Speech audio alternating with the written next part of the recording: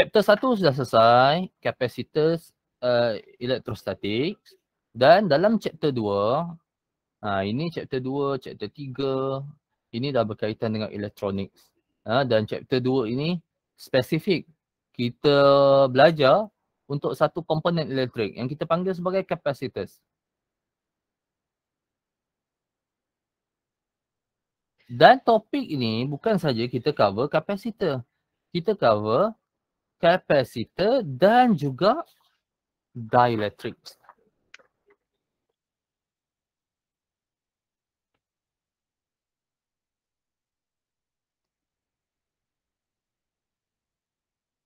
Jadi ada dua benda lah. Nampak macam ada dua benda kan? Tapi sebenarnya dalam komponen yang sama sahaja. So apa dia capacitor? Capacitor ini adalah satu alat. Alat elektrik yang kecil saja, yang mana dia boleh simpan electrical energy.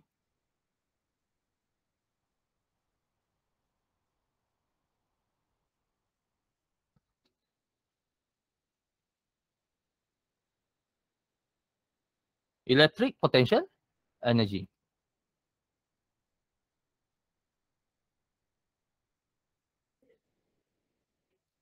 Macam mana dia simpan electric potential energy? Dengan dia simpan charge. So maksudnya, dia simpan electric potential energy dengan menyimpan electric charge.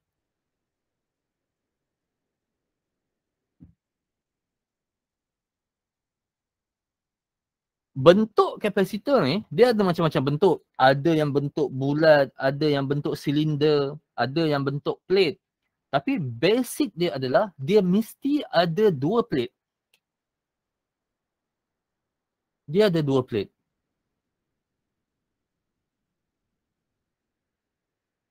Pasal apa ada dua plate?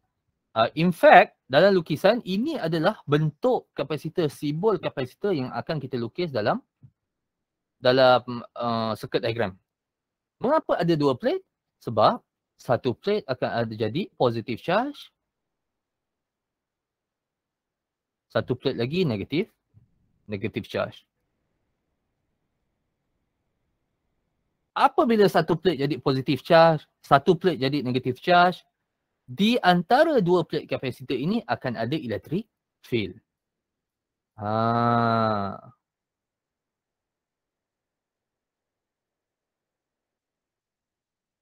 Sebab itulah membolehkan kapasitor ini menyimpan electric potential energy dalam bentuk electric field.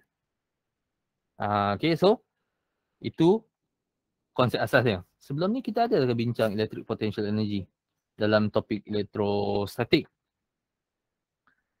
Kita ada bincang electric potential energy dalam elektrostatik. So maksudnya boleh kita simpan tenaga elektrik dalam bentuk electric field yang mana dihasilkan electric field itu daripada charge yang disimpan dalam plate capacitor. So itu capacitor. Apa pula dielectric? Dielectric pula adalah material yang kita letak di antara dua plate capacitor. Okay. Yang mana ini dielectric lah.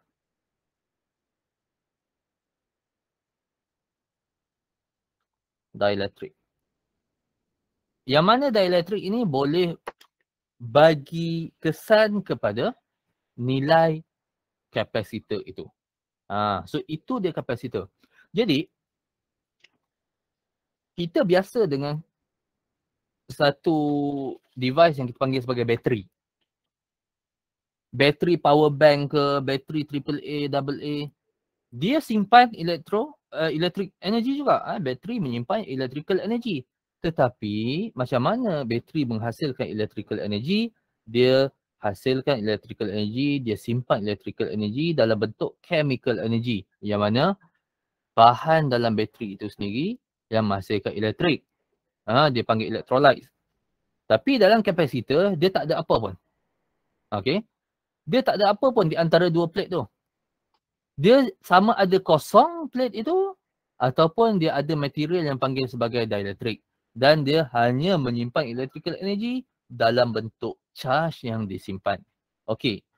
Jadi setiap capacitance ni sebab kita dah kata setiap kapasitor ni dia simpan energi.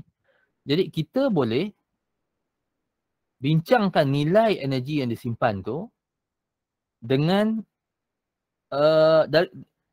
dalam bentuk capacitance. Dengan gunakan satu terms yang kita panggil capacitance. Capacitance ini adalah satu tanda ukur, is a measure. Satu ukuran of ability to store energy.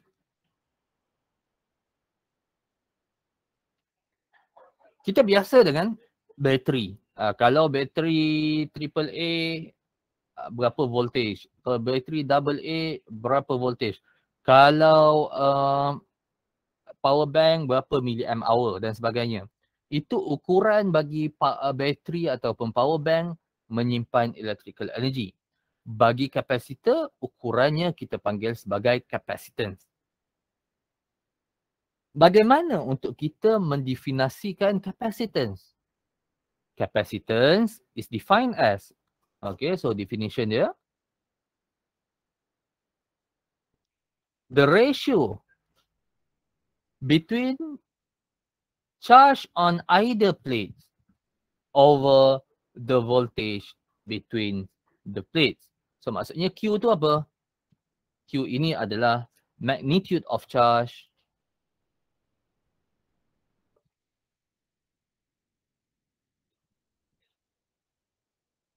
saya salah je, charge on either plate dan voltage pula adalah the potential difference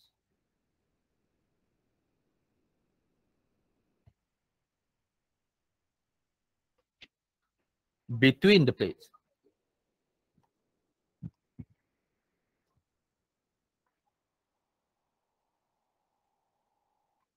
Potential difference ni bahasa lain dia adalah voltage. Voltage. Jadi unit bagi kapasitor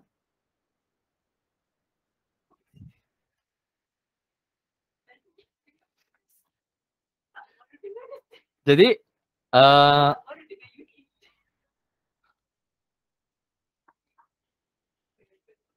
maaf unit apa pula? Unit bagi capacitance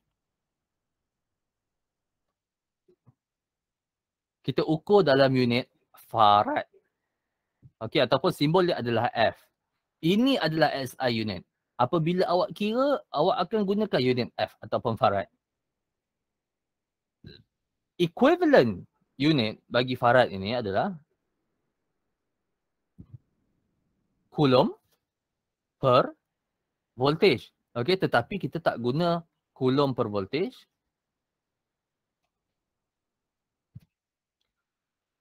Apabila kita tulis nilai capacitance. Okey. Jadi kalau kita tengok pada equation ni, C is equals to Q over V. Yang ini saya nak address satu benda. Yang ini salah faham pelajar. Ada yang kata, kalau C sama dengan Q over V, apakah nilai yang affects value of capacitance?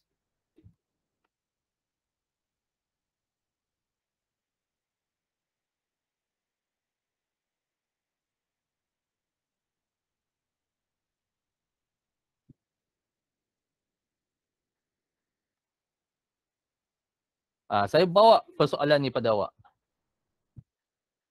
Okey, daripada C sama dengan Q over V. Boleh tuliskan komen. Apa dia yang awak rasa boleh affect nilai capacitance?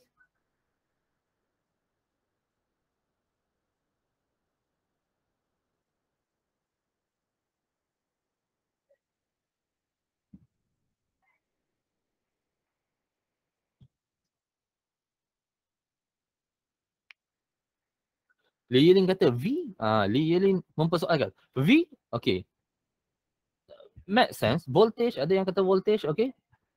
Jadi, kalau C sama dengan Q over V, maka adakah V boleh efek nilai capacitance? Mungkin V dia kata. Kan dah sama dengan Q over V kan. Mungkin V dia kata. Lain daripada tu, Nur Aina pun cakap voltage juga. Lain daripada tu,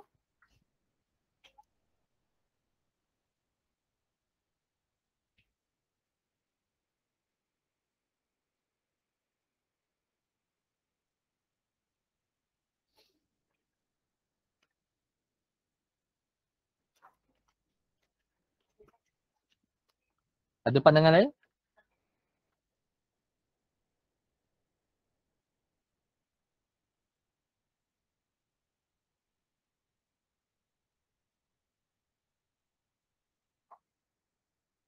Saya, apa yang saya nampak kat sini kan,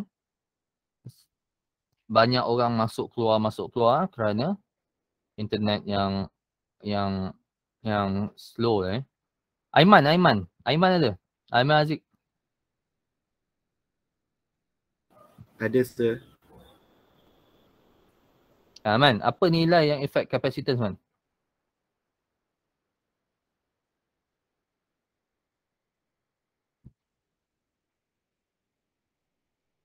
Tak tahu, sir. Type of capacitor.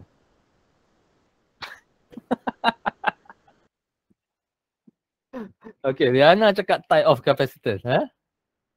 So, Liana kata type of capacitor.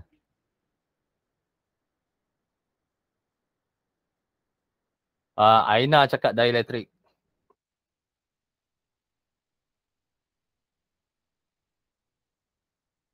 Okay, Ismail pun cakap dielectric. Man, kau cakap tak tahu, Man. Kau tibailah satu, Man. Hentam lah patutnya. Okay, jadi macam-macam lah. Ada orang cakap,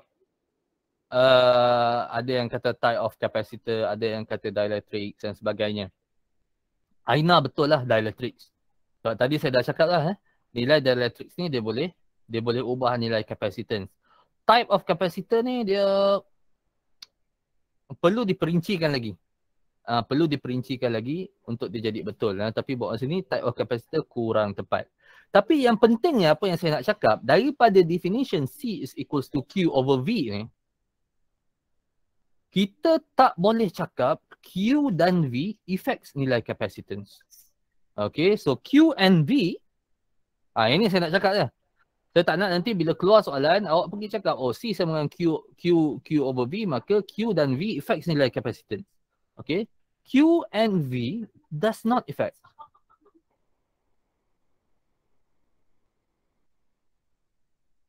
the value of capacitance.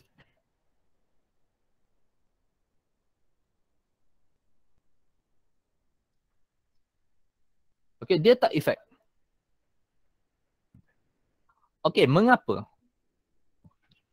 Nilai capacitance ini adalah ukuran berapa besar kapasitor kita. Okay, saya nak bagi analogi lah. Kalaulah capacitance ini botol air.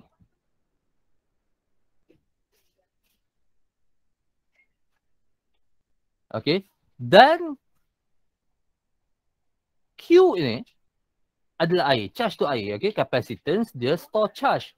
Botol air dia simpan air. Betul? Kalau kita ada botol air 1 liter,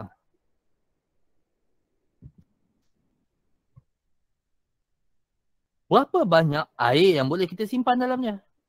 Air yang boleh kita simpan dalam dia 1 liter saja.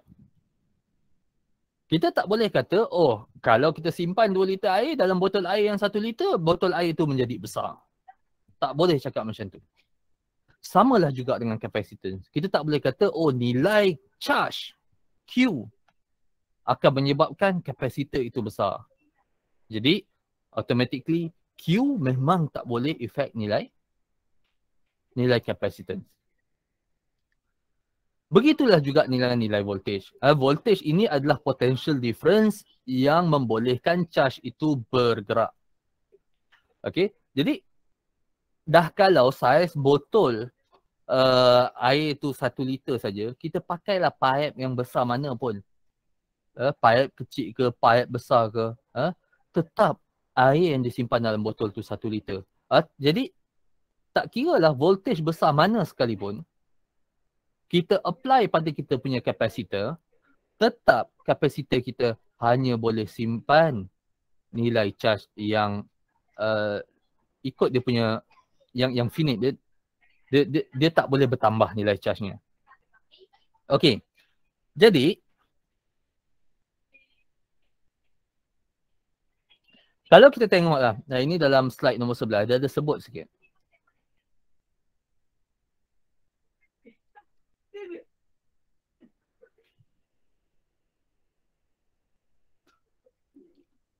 Okey, dalam slide nombor 11 dia ada cakap Q is equals to CV. Okey. Jadi dia cakap Q is directly proportional to V. Ya, betul lah. Okey. Kerana apa? Makin besar potential difference yang kita apply pada kapasitor, semakin banyak charge yang boleh kita transfer dalam plate kapasitor. Tetapi, saya nak ingatkan, setiap kapasitor ada limit voltage. Okey, dia ada voltage rating.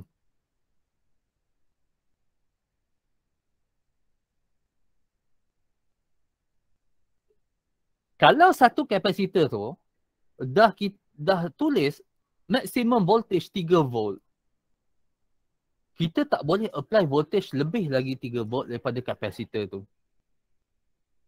Kerana kalau kita apply voltage yang lebih daripada voltage rating, kapasitor tu akan meletup. Cumanya ialah kalau kita apply voltage yang berbeza tapi masih lagi dalam dia punya range rating dia. Okey, sebagai contoh lah, saya ada satu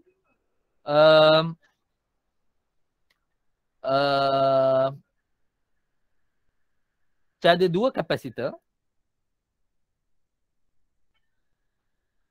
Okey, satu kapasitor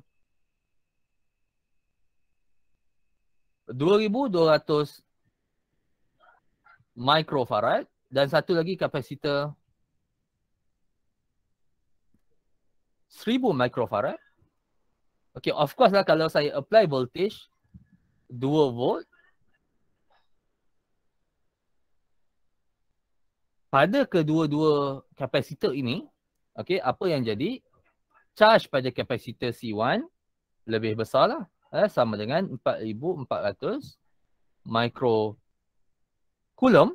dan charge pada kapasitor yang kedua kecil, sama dengan 2000 microcoulomb. Dalam arti kata lain, sebenarnya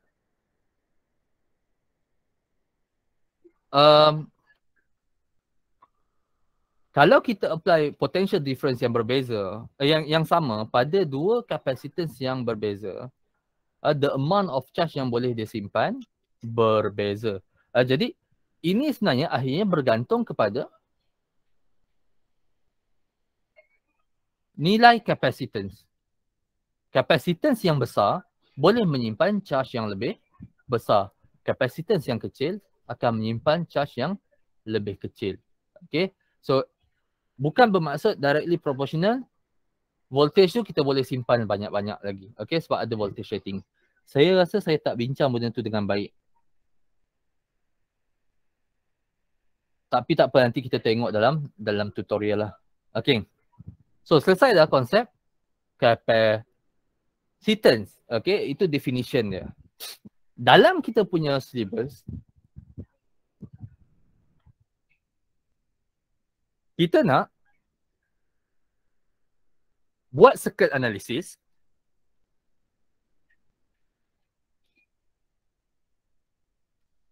dan kita kena identify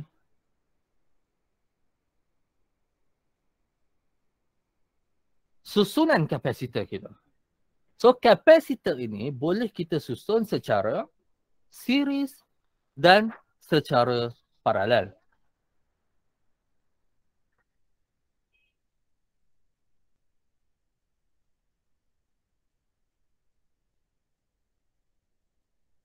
Jadi sebelum kita buat circuit analysis, saya nak awak semua, yang ini tak ada dalam nota Yang ini tak ada dalam nota, jadi kena tengok bagaimana untuk kita identify sama ada circuit itu ataupun kapasitor itu disusun secara series dan juga secara paralel. Okey, saya tak nak pergi pada equation dulu. Nak tengok dulu apa dia yang menyebabkan dua ataupun lebih kapasitor itu saya katakan dia disusun sebagai series, ataupun apa dia yang menyebabkan, syarat yang menyebabkan dua atau lebih kapasitor itu saya kata dia disusun secara paralel. Yang ini rules yang awak kena ingat. Okey. Rules ini saya panggil sebagai junction method ataupun junction rules.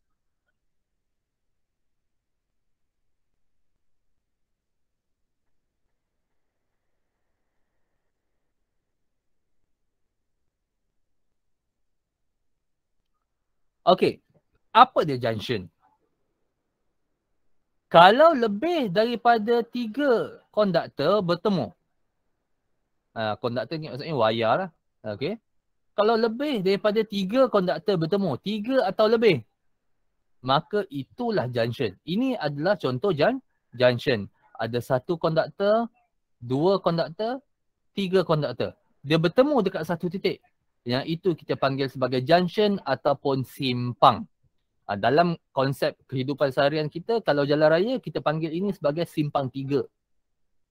Kalau 4, boleh lagi lah. Itu akan jadi simpang 4. So, itu maksudnya junction. Dan saya akan, biasanya dalam circuit analisis, saya akan tandakan saya punya junction dengan titik. So, awak kena tandakan junction awak dengan titik. Okey, kenapa penting untuk kita identify junction? Kerana itu adalah cara yang betul dan konsisten untuk kita tengok sama ada circuit itu series ataupun paralel. Okey, awak dah pernah belajar dah sebenarnya series paralel waktu form 4, form 5. Okey, tetapi mungkin method yang awak belajar dulu itu betul setakat silibus itu, silibus form 4, form 5. Okey. Dan erti kata lain, soalan dia tak sukar sangat. Kalau soalan dia sukar, awak guna kaedah method itu untuk tentukan series paralel, dia akan membuatkan awak keliru. Jadi kaedah junction method ni dia universal.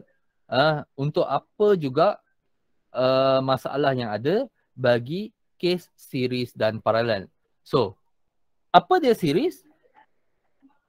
Dua kapasitor itu series. Kalau, ini syarat dia, there is no junction between the capacitors.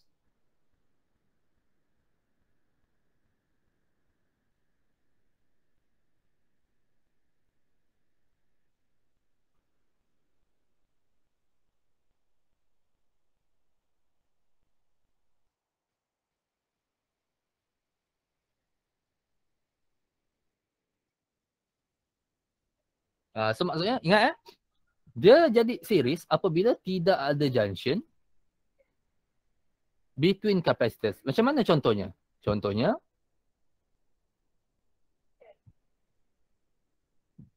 begini. Tak ada apa-apa junction pun. Dia lurus saja dan terus bersambung pada bateri.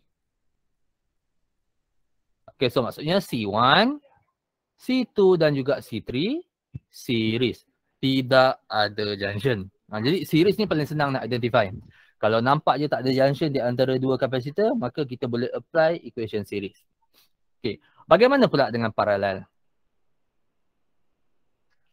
Dua kapasitor ataupun lebih kapasitor itu, kita katakan dia paralel. Apabila the capacitors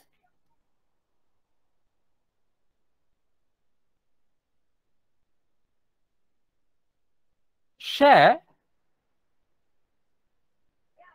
two common junction.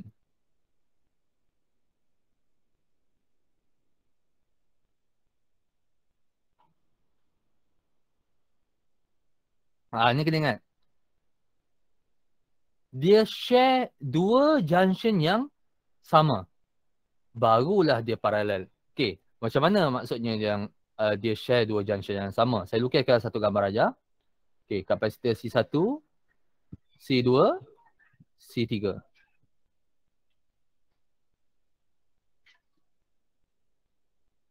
Dalam circuit analisis, kita kena identify tempat bateri ataupun potential difference yang mana kita nak sambungkan positif dan negatif terminal bateri. Kalau contohnya kat sini, ini saya lukis macam ni.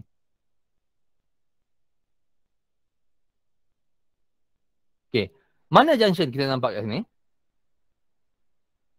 Yang ini junction. Okey, ingat 3 atau lebih konduktor bertemu. Yang ini, yang hijau ni bukan junction. Jangan salah faham. Hijau tu bukan junction. Yang junction tu yang warna merah. 3 ataupun lebih konduktor bertemu. Yang hijau tadi tu kita pakai seleko. Seleko tak kira junction. Jadi kat sini ada 2 junction. A dan juga junction B.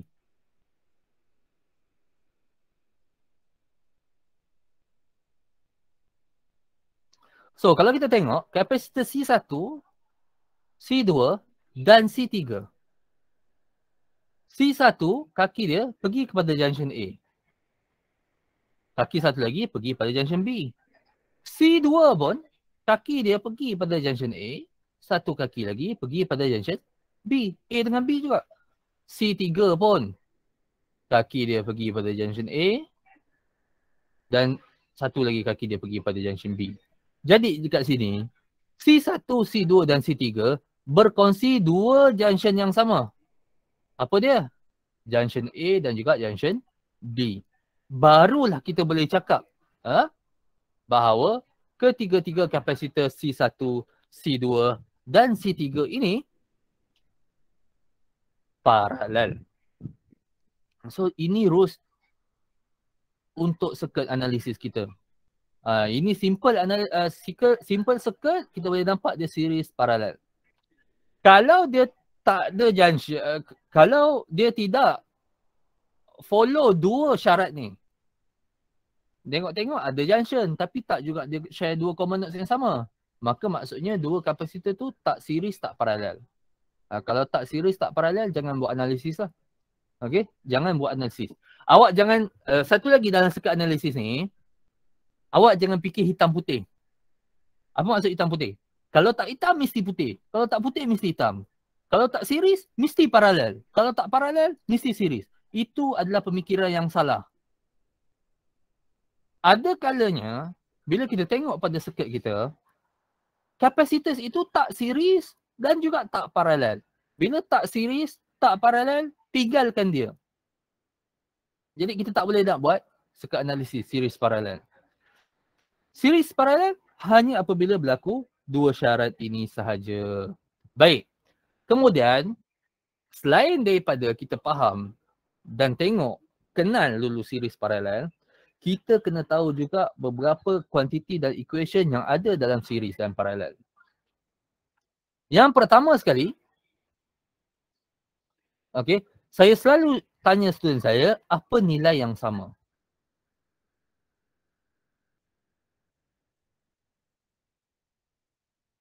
Yang sama So apa maksud saya?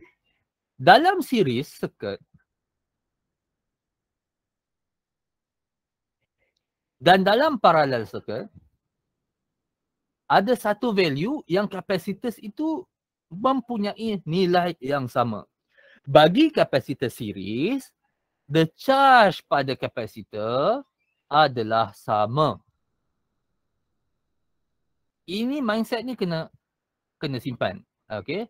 So charge pada kapasitor 1 sama dengan charge pada kapasitor 2 sama dengan charge pada kapasitor 3 sama dengan total charge. Okay.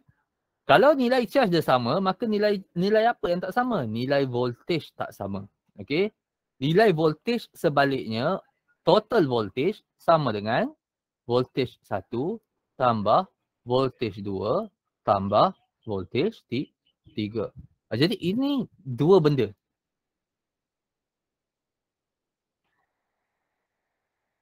Okay. So bagi series, charge sama, voltage kena tambah. Bagi paralel pula, kalau kita tengok pun dari segi gambar rajah, okey, ketiga-tiga C1, C2, C3 ini bersambung dengan bateri ataupun voltage. Okey. Jadi bila dia bersambung directly dengan voltage, maka sebenarnya bagi kes paralel, nilai yang sama adalah nilai voltage. Voltage kapasitor 1 sama dengan voltage kapasitor 2 sama dengan voltage kapasitor 3 sama dengan total voltage. Yang tak sama apa? Yang tak sama adalah nilai Q. Total charge sama dengan Q1 plus Q2 plus Q3. So itu dua equation ataupun dua relation pada series paralel yang kita kena simpan sewaktu kita buat circuit analysis. Daripada dua inilah boleh kita dapatkan equation total capacitance. Okay. So since kita dah tahu bahawa C sama dengan Q over V, okay, maka pada series V itu boleh kita gantikan dengan Q over C. So V sama dengan Q over C. Q over C sama dengan Q over C1 plus Q over C2 plus Q over C3. Dah nilai Q dia sama. Sorry, ni Q1, ni Q2, ni Q3. Dah nilai Q dia sama, maka kita boleh potong. Therefore, equation bagi total capacitance saya akan dapat 1 over C. C besar itu merujuk kepada effective ataupun total capacitance. Is equal to 1 over C1 plus 1 over C2 plus 1 over C3. Dan kalau ada lebih, dia akan terus lagi. Ini equation bagi series. Kadang-kala, jangan lupa yang kita nak cari adalah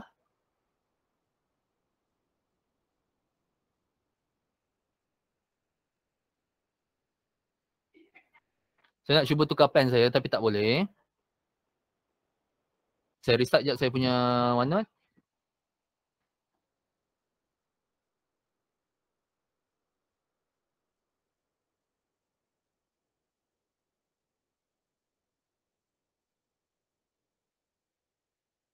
Okey. Apa tadi saya cakap? Jangan lupa, biasanya soalan kita nak cari C ni. Okey, jadi jangan lupa inversekan. Jadi equation ini diberi dalam soalan, tapi malangnya kadang-kadang pelajar cuma cari 1 over C instead of C. Saya kadang-kadang saya tulis saja equation ini sebagai C sama dengan 1 over C1 plus 1 over C2 plus 1 over C3 to the power of negative 1. Kadang-kadang saya tulis macam tu juga equation dia. Sebab ada pelajar kadang-kadang dia terlupa nak inversekan jawapan dia. Okey. Okey, bagi paralel pula, okey, dah since C sama dengan Q over V, saya boleh gantikan Q sama dengan CV dalam equation nombor 2. So dia akan jadi macam mana?